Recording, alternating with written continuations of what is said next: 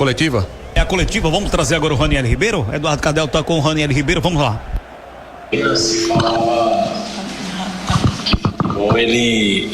Eu costumo dizer que ele não leva desaforo, né? Futebol ele não leva desaforo. Mas, de toda forma, apesar do jogo moroso, na minha opinião, a gente tinha o controle do jogo. E a vitória era questão de tempo, vamos dizer assim. Aí, 3 lances cruciais, né? Os 2 gols, principalmente o primeiro. Tá aqui, a gente não está aqui para fazer caça às bruxas, pelo contrário. Os jogadores estão ali, estão a margem, hora ou outra, de errar. E o Zulu, né, não tem o que se falar, né? Quantos jogos o Zulu não decidiu defendendo e atacando? Então, mas os 2 gols, tomamos 2 gols de forma que nunca tomamos, na minha opinião, por falta de concentração.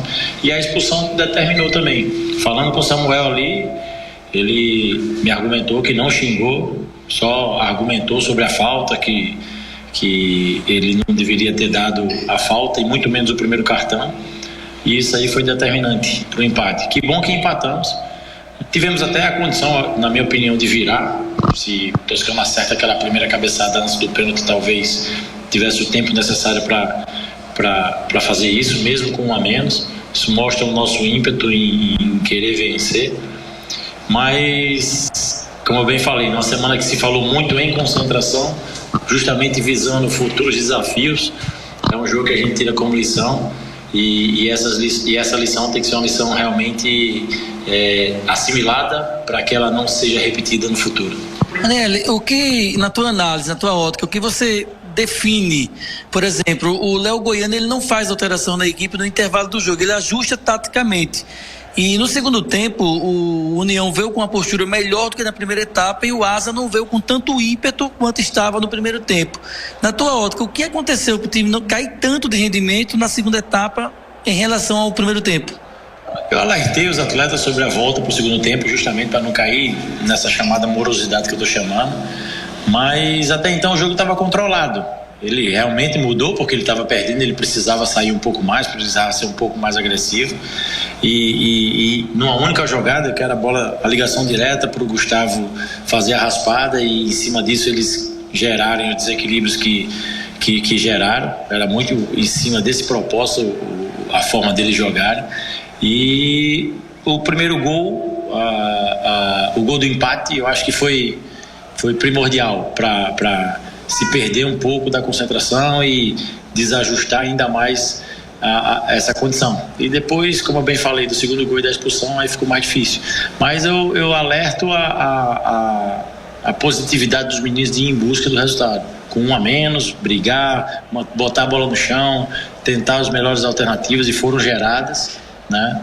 Mas que pena que não veio a vitória, mas veio o empate numa situação adversa. Professor, diante do resultado lá de Araguaína, também com o intervalo chegando com o placar de 1-0 para o Asa, jogadores no segundo tempo, de certa forma, o senhor acredita que podem ter achado que poderia fazer gol a qualquer instante, ou até de certa forma subestimaram a equipe do União? Depois veio o gol exatamente do empate, onde houve a falha do Zulu, e aí o emocional do Asa acabou sendo atingido. Bem isso mesmo. Bem isso mesmo. Acho que no primeiro tempo a gente teve a condição até de fazer o 2-0 naquela bola do Kelton. Ele desconcentrou um pouco para olhar para a bandeira, se a bandeira ia marcar o impedimento. Eu falei para ele, se é na condição que tem VAR ou outra coisa parecida mais na frente, termina a jogada e depois você vê se vai ser impedimento ou não, mas conclui a jogada. Acho que se a gente consegue fazer aqueles 2-0 ali, conseguiríamos sair com a vitória. Mas é como eu falei, futebol não leva desaforo, não. Nós não fomos a equipe que nós costumamos ser. Uma equipe incisiva, uma equipe aguda que busca o gol na maioria das situações. Ficou um jogo meio que circulando a bola de uma forma lenta, hora ou outra um queria fazer a iniciação, que não era o momento, era a hora de ser mais coletivo. Então essa falta, vamos dizer, de concentração, como eu bem falei, e foi frisado durante toda a semana, ela foi primordial. Professor, a gente está falando de uma possível classificação antecipada do Asa na primeira rodada do retorno, não é? Dentro dessa campanha magnífica feita já no primeiro turno, né? Como trabalhar principalmente esse emocional para os jogadores não ficarem, principalmente nessa ânsia de tentar logo gravar essa classificação, isso ser um problema. Naturalmente eu falo isso porque ela vai acontecer de forma natural pelo andar da carruagem, mas essa antecipação, inclusive dita por nós, a imprensa, essa classificação antecipada, batendo muito nisso, até que ponto você não pode tirar um pouquinho do foco dos jogadores a ponto de influenciar no resultado dentro de campo? Na verdade, o que aconteceu hoje foi uma cobrança em cima daquilo que nós geramos. Nós vimos de 7 jogos muito fortes, muito incisivos, que teve um empate e 6 vitórias, e isso gera uma expectativa para todo mundo de chegarmos e fazermos sempre o mesmo processo, né? Mas hoje não conseguimos fazer. Você bateu na tecla que eu nem tinha pensado, justamente por causa do que ficou normal o Asa ganhar. Ficou normal o Asa ganhar, graças a Deus, né? Essa busca. E hoje o empate dentro de casa contra o União, por causa da primeira partida, te gera um monte de questionamentos, um monte de dúvidas, mas que ali dentro do vestiário não tem dúvida. Nós sabemos onde erramos, sabemos onde corrigir, sabemos onde não podemos cometer os mesmos erros para não sermos surpreendidos como fomos. Daniel, você falou sobre essa questão de vir ao normal, o Asa vencer jogos, e quando a gente olha para o jogo passado contra o União, 4-0, da forma que foi, acredito que o torcedor fica de certa forma angustiado por conta do jogo como foi hoje. Qual você acha que foi a maior diferença do jogo de hoje para o jogo da semana passada? A gente viu um União, claro, com uma marcação bem mais forte, bem mais em cima, mais também mais retraído, né, mais defensivo. Qual a maior diferença do jogo da semana passada para o jogo de hoje? O erro nos 2 gols, no primeiro mais individual, no segundo mais coletivo, e a expulsão. Isso aí foi primordial. E também, como é que eu posso dizer para você, cara? Que eu não posso chegar aqui e dizer que meu grupo não jogou com vontade, não jogou querendo ganhar, pelo contrário, eles quiseram.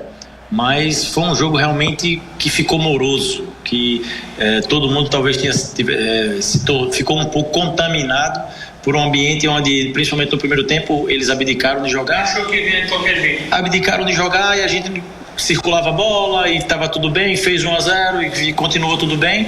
Aí se gerou os erros que se geraram, infelizmente. Professor, claro que ninguém vai individualmente falar de jogador, que a culpa foi disso ou daquele outro atleta. Agora, com relação ao Kelito, jogador que não tem feito gol, mas tem contribuído com essa campanha e tem contribuído de forma positiva com relação a desmontar o sistema defensivo dos adversários. Agora a gente percebe que ele está muito angustiado querendo fazer o gol dele.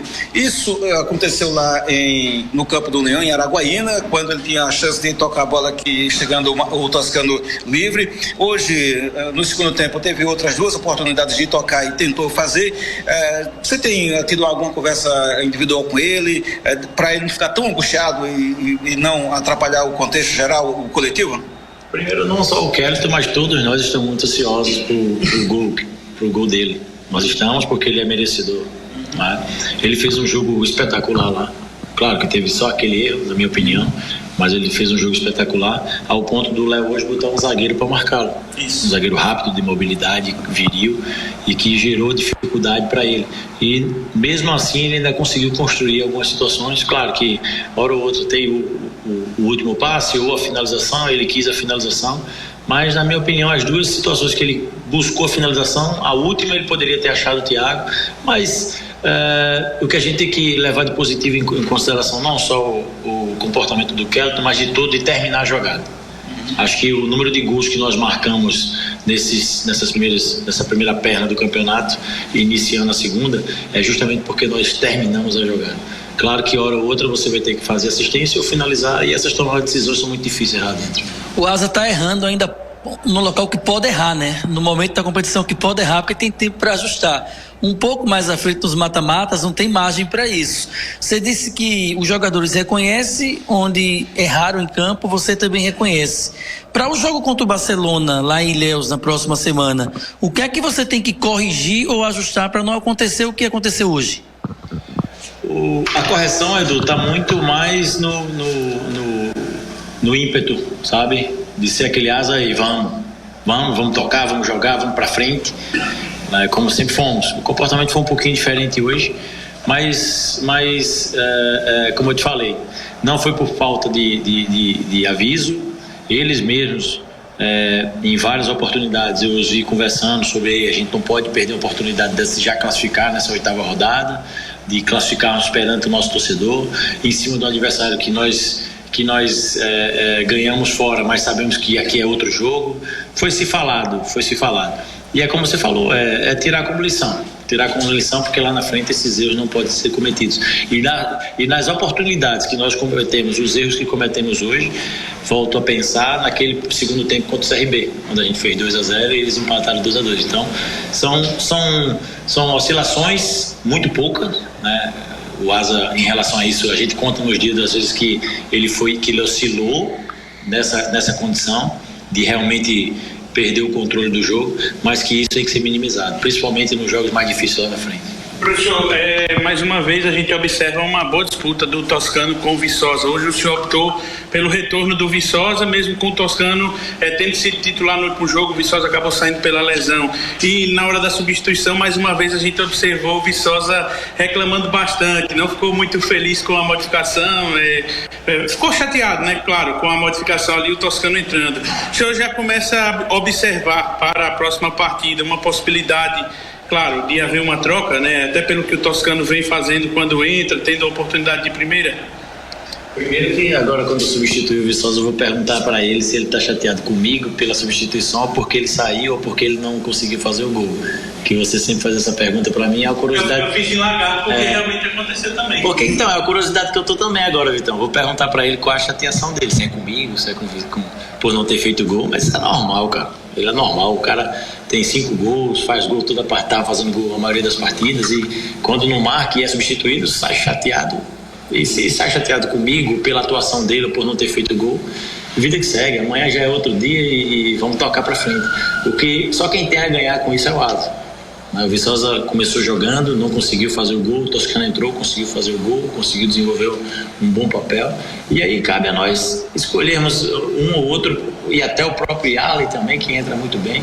Hoje a gente tem, já falei isso para vocês, 3 centroavantes que têm a condição de terminar a jogada de uma forma muito positiva, tanto que já estão sendo assediados, por causa disso, por causa do bom desenvolvimento, do bom rendimento, e achar essas peças não é fácil, né? Mas eu vou perguntar para ele se ele ficou chateado comigo, com qual a situação da chateação dele. Mas a chateação dele não vai mudar em nada o que nós entendemos e acreditamos no Viçosa, no Toscano, no Yali ou qualquer outro que está chateado. Ô, professor, só para complementar, o senhor falou de interesse, jogadores assediados. Ontem o Viçosa, surgiu a história sobre justamente o Viçosa, né? O Botafogo da Paraíba teria um interesse nele. O senhor sabe de alguma coisa? Teria alguma informação sobre? Cara, o que eu sei é que a imprensa de lá me procurou. E falou que tinha esse interesse. O próprio Renan, junto com o Chalub, ficaram de conversar com o mesmo para saber da veracidade dessa situação e procurar resolver isso da melhor maneira possível. Ranieri, hoje a gente viu, só para finalizar da minha parte, algo que eu não vi há muito tempo no Fumeirão. O torcedor do Asa aplaudiu mesmo empatando, o Zulu errou, aplaudiu o Zulu. É algo que eu não vi há muito tempo no Asa. Acredito que pelo momento que a equipe vive, ajuda também ao torcedor ter essa reação. Que vem ao estádio, claro, quer ver a vitória do Asa, mas viu um empate, a equipe lutando até o final. Quanto isso ajuda e traz confiança para você e os jogadores trabalharem? Os jogadores construíram isso, né? São 6 vitórias e 2 empates. Então, eles construíram isso de uma forma muito positiva, e essa sinergia com o nosso torcedor, ela foi estabelecida de uma forma muito, muito bonita, né? O torcedor tem um entendimento que a gente sai chateado por não ter dado a vitória para eles, por não ter saído classificado hoje, tá? Mas a gente também fica feliz pelo reconhecimento deles em relação à entrega, à briga e à disputa e o querer não perder o jogo até o final. Professor, uma última pergunta também da minha parte. Lá no Tocantins, o senhor teve alguns desfalques importantes, né? Jogadores que entraram deram conta do recado. Samuel foi expulso, não joga o próximo jogo lá em Ilhéus. É hora, mais uma vez, do banco. Como? Suspensão pelo terceiro cartão e vermelho. Exato. Só cumpriu. Seguindo a pergunta, essa parte mais técnica aí, não prestei atenção, mas é hora mais uma vez do banco mostrar realmente essa força, do elenco como todo mostrar essa força, né? Menos alguns reforços importantes lá, uma vitória absoluta, menos esse desfalque lá em Ilhéus também. Como é que você está avaliando essa condição? Mostra também a força do próprio elenco, né, para essa sequência de temporada.